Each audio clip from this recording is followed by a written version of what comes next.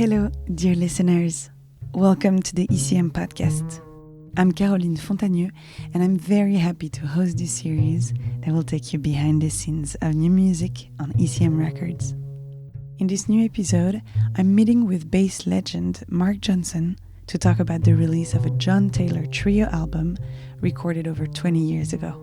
The album, Tramonto, was recorded live in the UK and produced by Manfred Eicher. We talked about the art of the trio, the love for the beat, long-term relationships, and so much more. John Taylor left us in 2015, but I wanted to remember him and this recording with you because we were releasing it 23 years later after the recording. So that was recorded in 2002, live in the UK. Do you remember that night? Vaguely. As you can imagine, we didn't do a lot of touring together as a trio, but when we did, it was always a joy and a kind of a wonderment, actually, because of the way we played together. And this particular evening, I remember it being recorded. And after the performance, we said, wow, this would make a nice album. But that's about as far as it went, except that we were in touch just before John passed. By email, and we were discussing the tape and maybe doing some further work together in the following year. And so, well, obviously nothing happened. He passed before any of that could take place. But I do remember the night somewhat, and I remember him having a really good feeling about it, and Joey too. So we're glad that it was recorded and that it was a nice document. It was well recorded. Yeah. And I guess it was mixed somewhat and mastered by Manfred and the team there. So I'm really happy about it. Yeah, it sounds really fresh. I mean, there's something very special with this trio. It feels you've been playing in a lot of different format of trios, but the connection with Joey, we need to talk about the connection with Joey, and we will. But this was in the middle of a tour, or that was like a one-off? Do you remember? I think it was part of a tour, and I don't remember where it started. This particular gig in the UK, I think there might have been one or two other performances there, and then there was one or two more in Germany when we were on our way to perform. What was the vibe with John and Joey when you were touring? Was it serious and focused? Was it fun and jokey? What was the vibe? Well, when you're around Joey, you can't help but laugh. I mean, everything has an aspect of humor to it. I mean, you can find humor in everything, and Joey definitely does. So it was jovial. It was always fun and light. And we took the music seriously, of course, but it was a way of playing that we were exploring that was fun for us. If you can hear it in the music, it's adventurous. It adheres to structure, but it bends the structure a bit, depending on how we're phrasing at the moment. But we're all akin and attuned to each other. So, it sounds like we're listening and playing music together.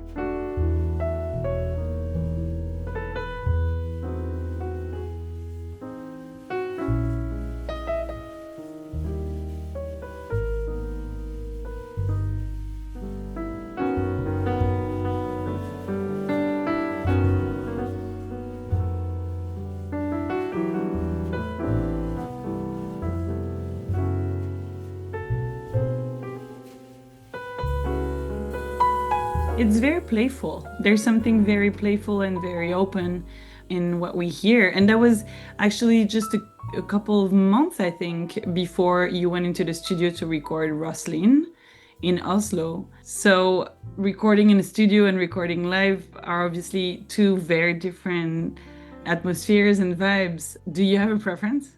Well, I don't particularly like to know that the live gig is being recorded. Just philosophically, live for me is a riskier it's riskier because it's one take.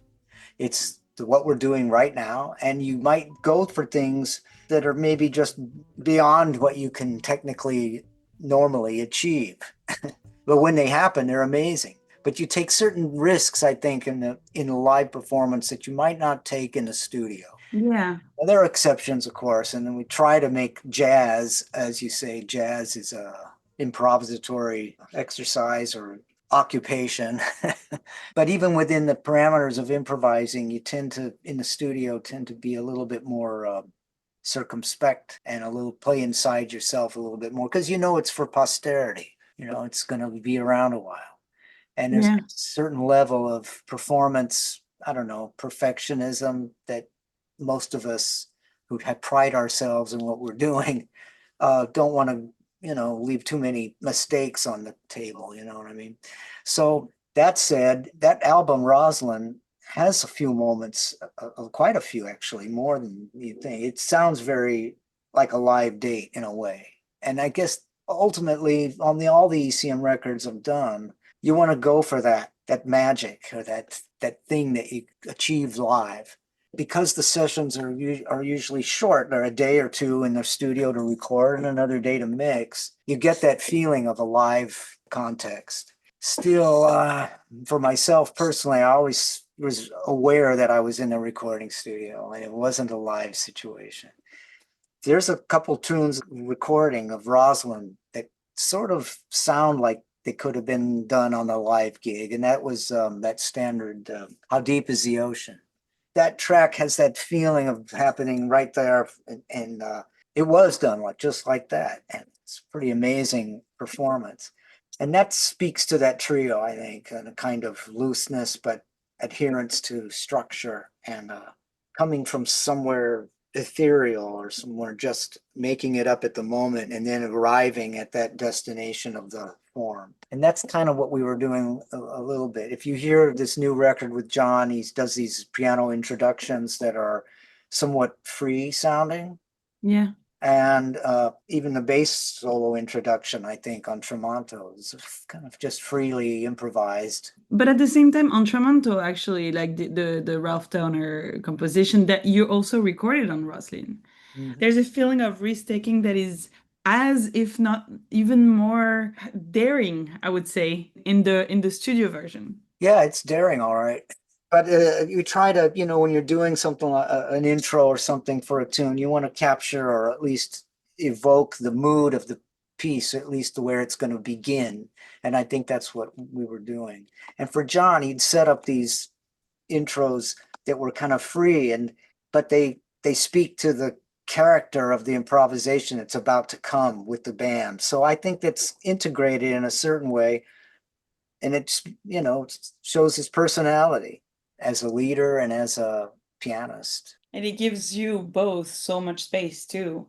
Yeah, that is the beauty of it. You know, when you're in a trio, you can take more liberties um, with the music. You don't have to be so responsible to so many musicians, like in a big band, for instance. Yeah. Would you say that is the freest format for an instrumental band? I think for me it is, yeah, it definitely. But we are all coming from kind of the same background and affinities for certain kinds of music. Joey and I both love piano trios, and he came up. We both came up playing in more straight ahead situations, but loving the music of Bill Evans and that conception of dialogue and within the music. You know, Yeah.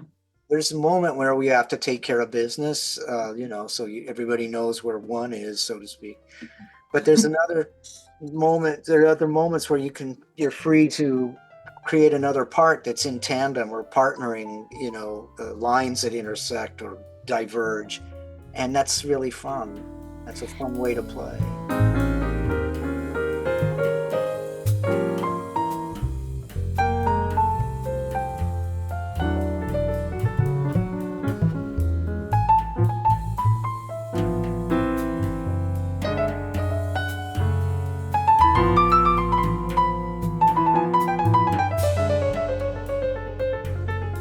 Sometimes, you know, in piano trios, people are so connected and so in this dialogue.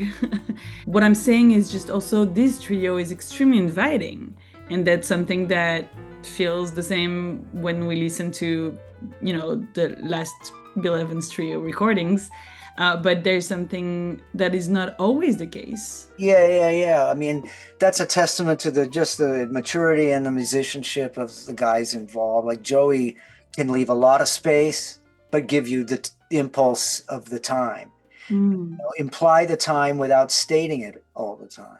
And by doing that, you can create a different level of, and gears, so to speak, different levels of space in the music and still, but it's not, it's definitely conceptually different than, say, the Oscar Peterson Trio, which is almost a big band, only it's just three guys. You know what I mean? Yeah. So, so it's a whole different vibe and a different intention in the music. It's real toe tapping stuff. It can be, beautiful and in ballads and melodic stuff, but it's very well obviously stated time. Whereas with John Taylor and this trio and other trios that I've played with more recently, the time is bendable, much more loose and bendable, and requires a whole different level of listening and response. And generosity. Yeah. You obviously have and had so much in common with John Taylor, but I want to take a second to talk about Peter Erskine. Tell me about Peter. I came to know Peter musically through John Abercrombie. And that was also in the early to mid 80s, around 1983, 84, 85, when we were getting together. And from working with Abercrombie and then with Bass Desires and other ensembles that Pete and I ended up playing together in for one reason or another. Pete is he's such a good musician. First of all, he's not, you wouldn't say he's merely a drummer. He's really a complete musician. We reference a lot of the same background in big band, but also in a sense of composition through the study of orchestral music. So it has a broad scope of music that he encompasses. So he brings all that sensibility to the bandstand with him, compositional sense, knowing that the drummer is a timekeeper, but also he knows how to imply time and play for the music.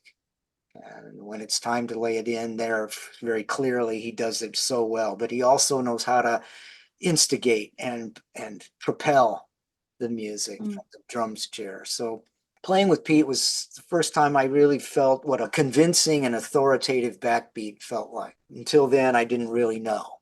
Interesting.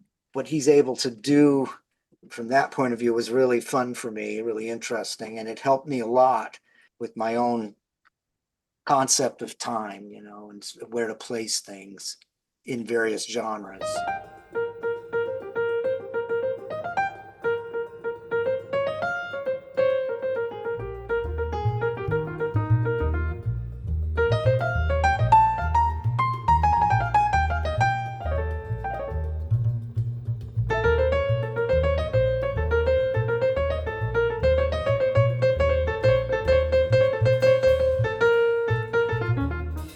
How does a relationship like this evolve throughout the years? Like how would you describe your relationship with Joey? Well, the first time I met him and we played together, I can't really remember the very first time we played together, but it was the affinity we felt for the beat was obvious right away. And then he has this personality that likes to, surprise.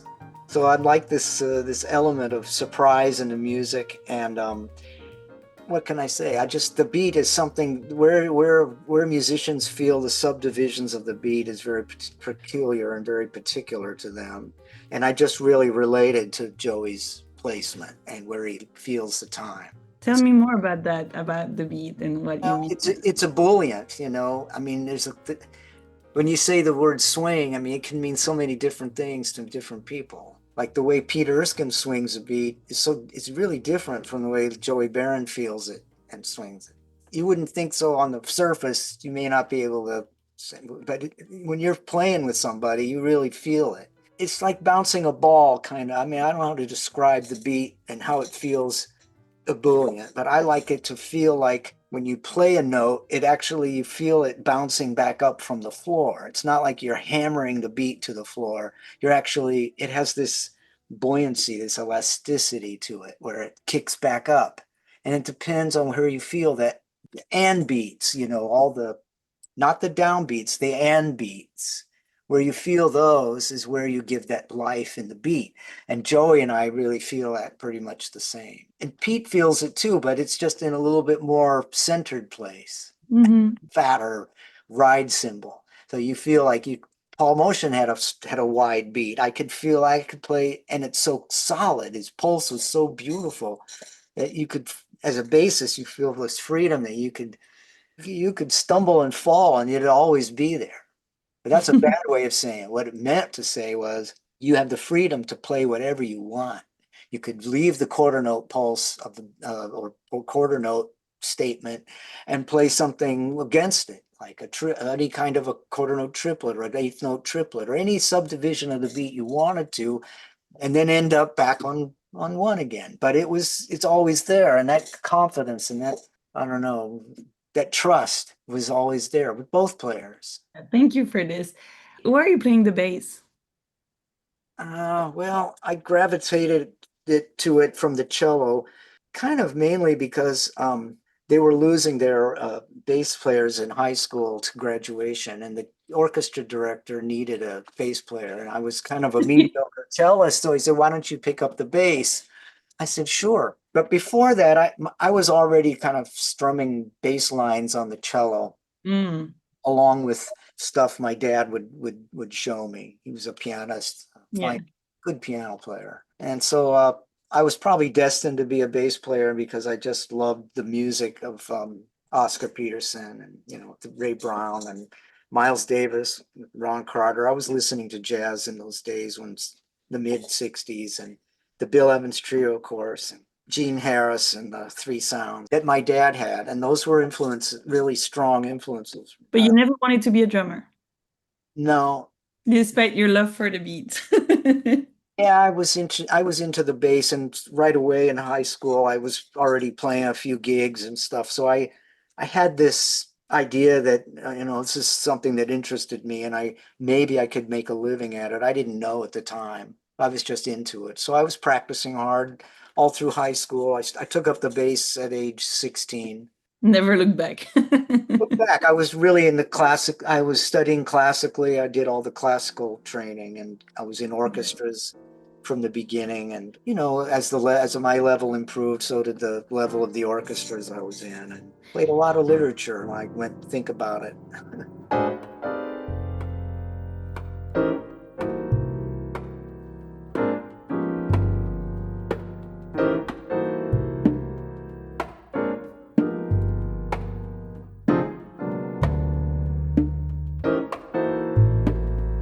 We're in 2025, and you recorded Bass Desire in 85 with Bill Frisell and Schofield. 40 years in. How do you look at the relationship with ECM? Wonderfully. I mean, to me, it's rare in the industry. I think Manfred was doing something really special and continues to. He's weathered every storm, from LPs to CDs, cassettes. I mean, you name it. He's been through every medium, and now it's streaming. But he's managed somehow to keep it going. To survive and to keep it going, absolutely. Keep it going. It's really amazing, and from a business point of view, but just as an aesthetic, it's really amazing. Yeah. Because the music is really something special, and you could say it's esoteric, like only a small percentage of the population will really be drawn to it. But it's like a fine wine or anything else. Whoever's a connoisseur of jazz is going to have come in contact with this label and the musicians that have been there all these years. And at the same time, there's so many stories, including mine, in which, the first relationship, the first time someone heard instrumental music or jazz or classical music was through an ECM recording, and this is how the seed was planted. This is how this love story started, And yeah, I agree with you that it's beautiful the way it went through the years, but in the last 40 years, your collaboration with ECM has been constant, but also there were years with nothing. And then you're coming back to each other every time because there's this friendship and there's this family feeling where you just know that the door will always be open, right? Yes, I mean, I'm not as active as a band leader or a composer or anything like that. Those two records in the 80s from Bass Desires, that was a magical moment, and it opened doors for me. That it really changed my life. And I told Manfred that, and it's true. When someone has an opportunity like that, it casts another light on what you're doing in another perspective, so writers or whatever you get a little bit more magnification on you as an artist. So that was important at that time. Those two guitarists were on their way to doing their own things pretty intensely. But at that moment, they were still establishing themselves, so to speak. And it was a great moment to have them together, but I couldn't make it survive. Do you listen back to those recordings? Once in a while, but I'm so busy with what I'm doing right now that I tend not to look back at things. Although I have to say I was pleasantly surprised with this John Taylor CD coming out, because That's from the past. but when you listen to it, it sounds as fresh as anything going on today, or maybe even more fresh.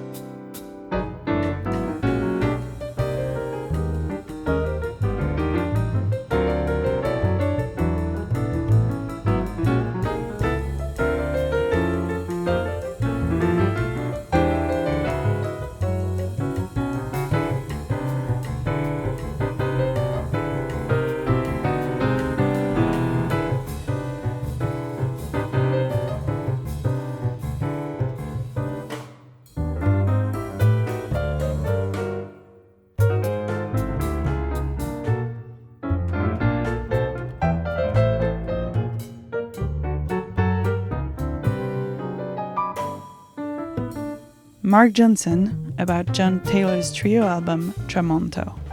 Thank you for joining, choosing, and listening to our ECM podcast. I'm Caroline Fontagneux, and I look forward to sharing more music with you in the next episode.